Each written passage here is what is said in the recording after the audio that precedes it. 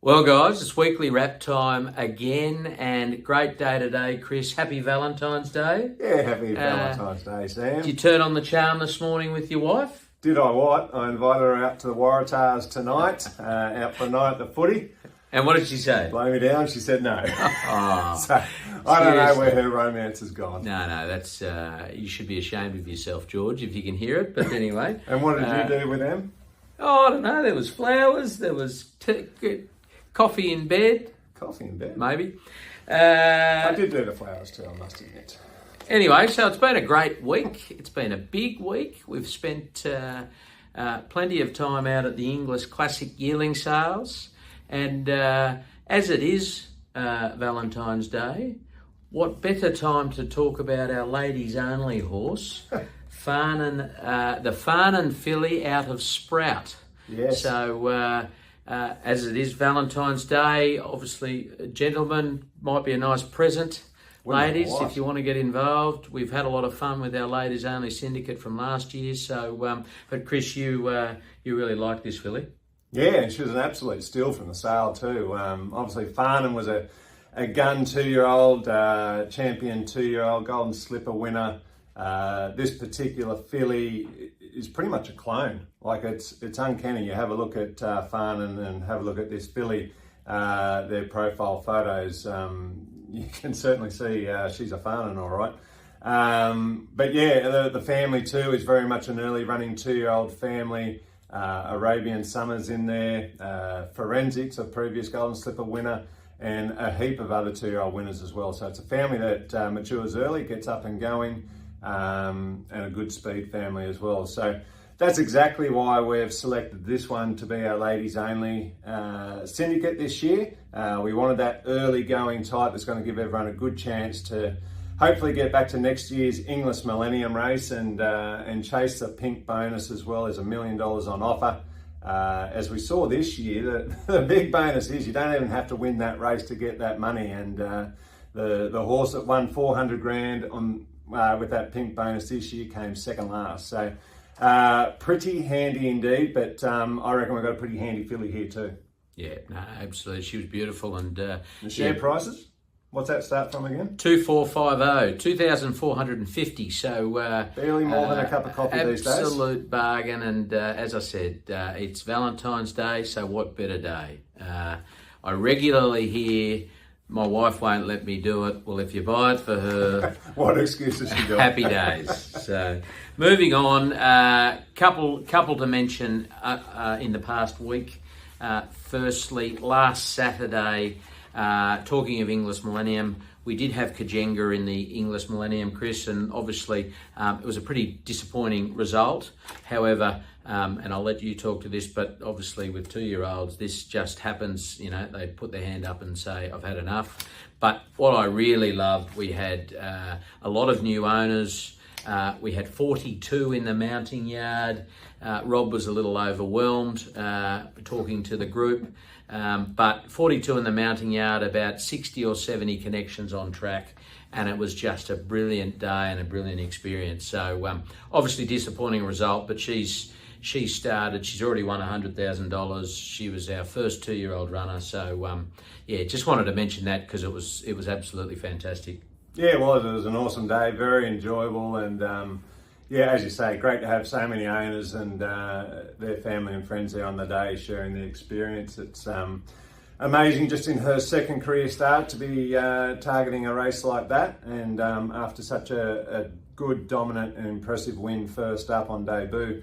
And as you say, these 2-year-olds, yeah, they're here one day, gone the next, and it's typically in their first racing preparations, I always tell our owners, only expect sort of 1, 2, maximum 3 starts in their first prep, because that's about all they can handle. But what she showed us on Saturday was that she'd had enough of the prep. So not a huge surprise, obviously hoping for better, but she'll go out to the paddock. We've got a very talented filly on our hands and a lot of fun in front. So yeah, 2-year-olds, very hard to tip. That's why I rarely tip them, because it's so hard to pick what they're going to do. The ironic thing is I might have a 2-year-old tip later on in the segment.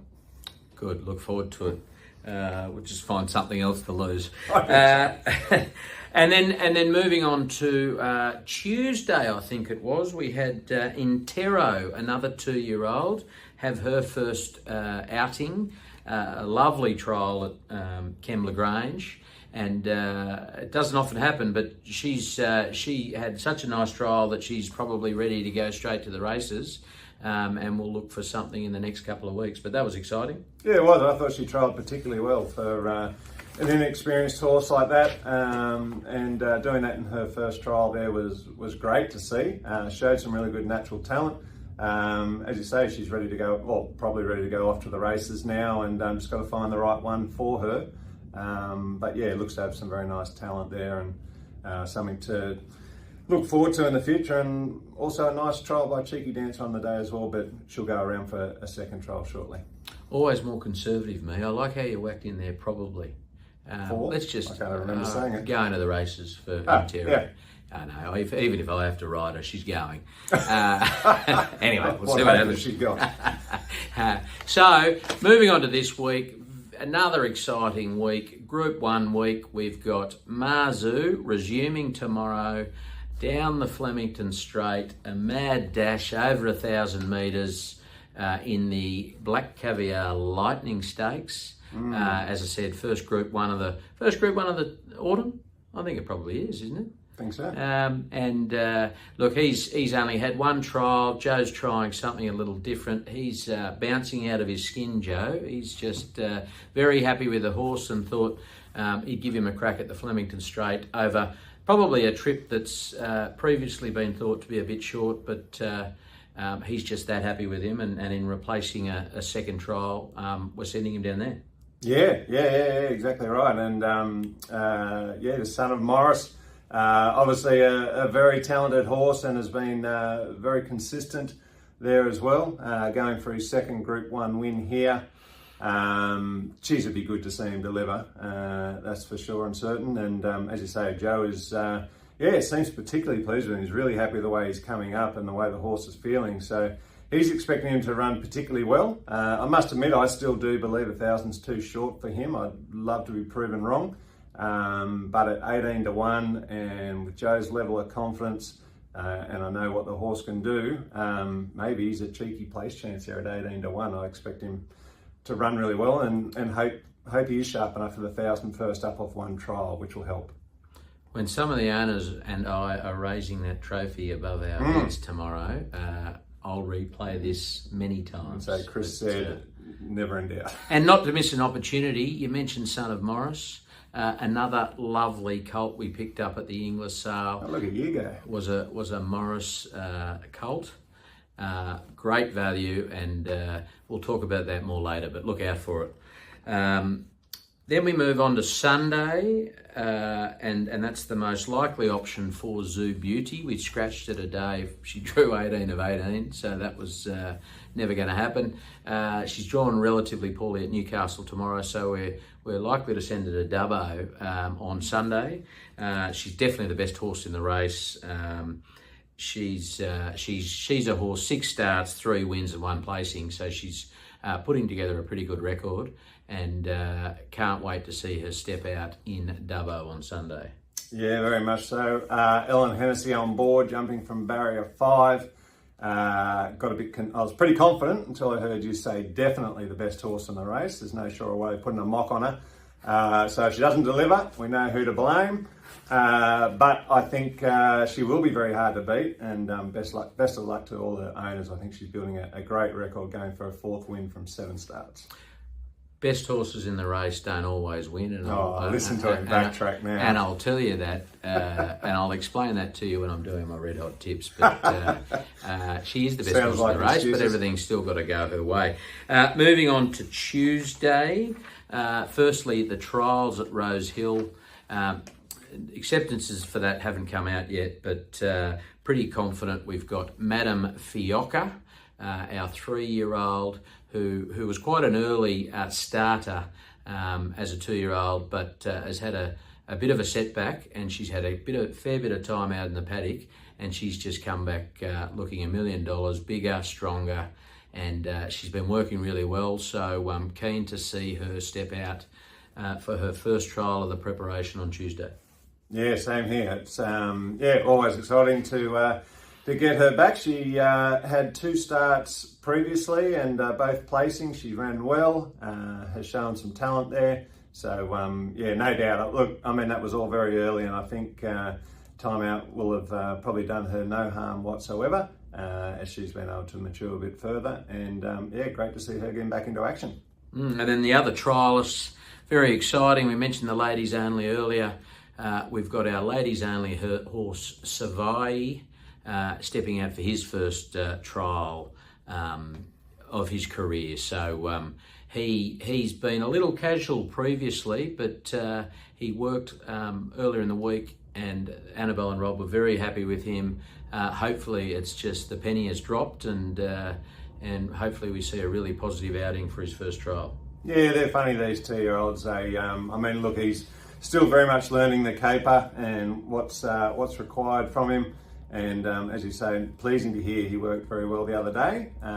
This first trial will be a very quiet one. He won't be asked to do too much, but it'll be a very good experience for him. And before he no doubt goes on to a second trial where he's allowed to stride out a bit more. But very excited to see him get into action as well. Yeah. Finally, for the week on Tuesday at Newcastle, we've accepted with Zusain Bolt. He's got a couple of options, and he's drawn relatively poorly at Newcastle. But if he relatively, 11 from 11. Okay, so very poorly. I noticed he's got the lightest weight in the race, so with the claim. So look, we'll have a good look at that race. But he was good 2 back and a little disappointing last run. Tyler Schiller, very good jockey, but rode him like a bat out of hell, and he ran out of gas. So he stepped back in trip a little if he goes on Tuesday, and hopefully we see probably at a performance that shows us what talent he's actually got. Yeah, well, Molly Fitzgerald's booked for the ride. She's got a good association with this horse. Rode him very well 2 starts back when he ran very well. So a repeat of that performance would see him ride in this sort of race, but would obviously need a lot of luck from that barrier. So let's just monitor that and look at the other options coming up. Very good.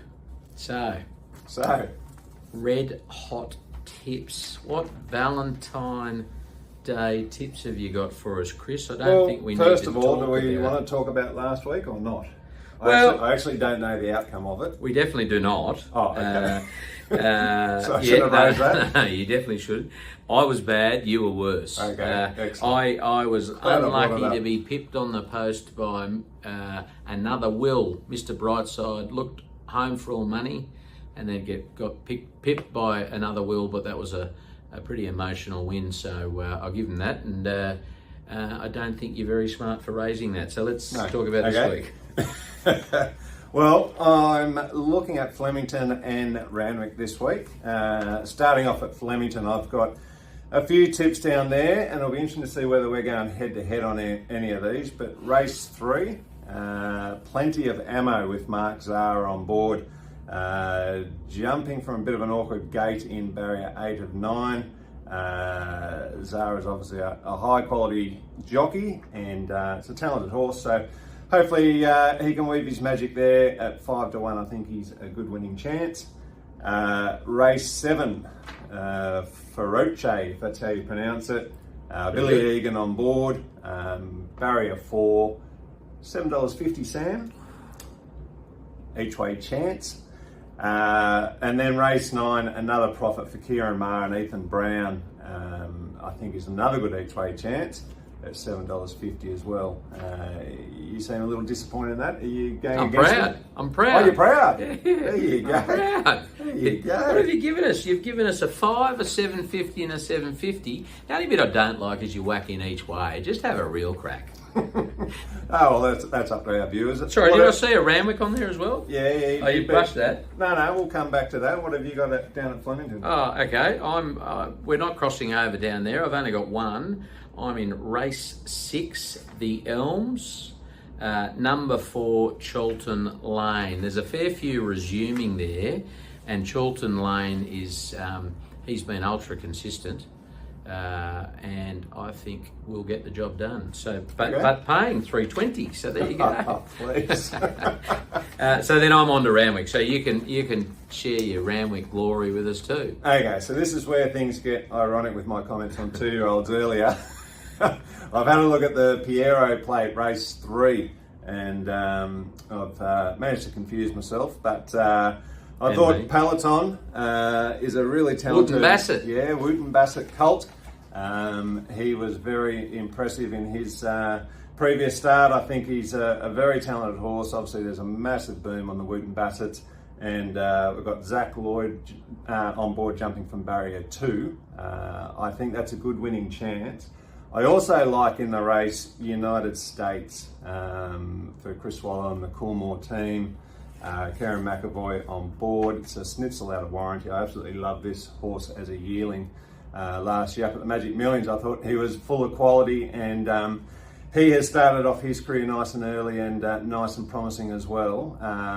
However, jumping from barrier 10, he's going to have to get back, I dare say, from there and try and rattle home. So I think United States for a place, and then Box Quinella them both as well. And amongst all that, you might get a result. And then I couldn't help myself. Race 8, Via Sistina for the win. Yeah, there you go.